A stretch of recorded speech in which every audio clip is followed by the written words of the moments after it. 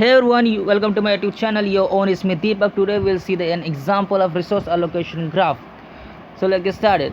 So example of the resource allocation graph. Let's say there are three processes: P1, P2, and P3, and also there are three resources, that is R1, R2, and R3 in the resource allocation graph.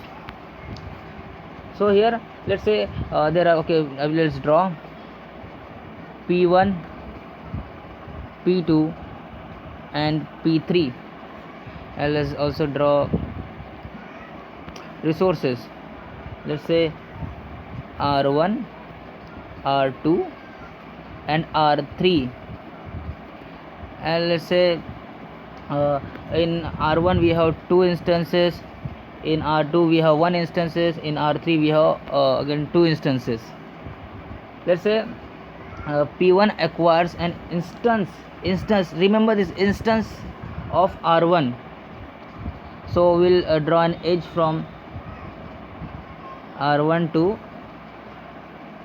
P1, and P2 has already acquired instance of R1.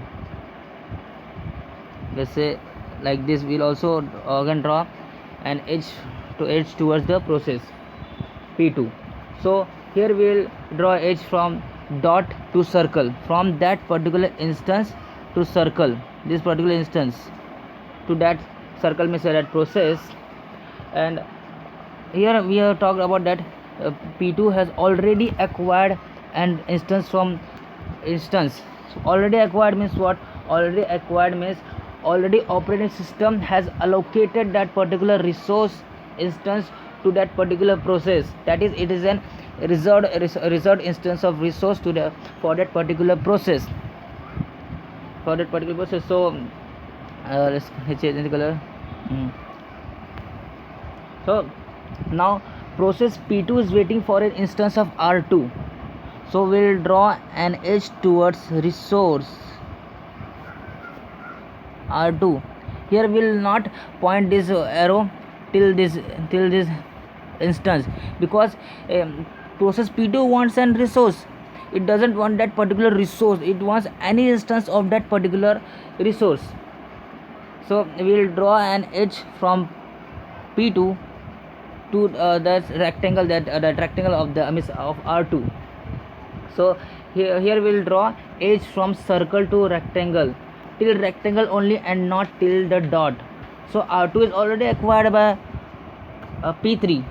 So we'll draw like this. So R2 is already acquired by P3 here in this case, like this. Let's change the color. So like this, already acquired. So we'll draw an edge from dot of that instance of resource to the process P3. So P3 is waiting for an instance of R3. It is waiting for an instance of R3. P3 is waiting for an instance of R3. So we'll draw an edge from P3 to rectangle means R3 to resource of the R3. We will only draw till the rectangle and not till the dot, because we want any instance of, because P3 want any instance of that particular resource.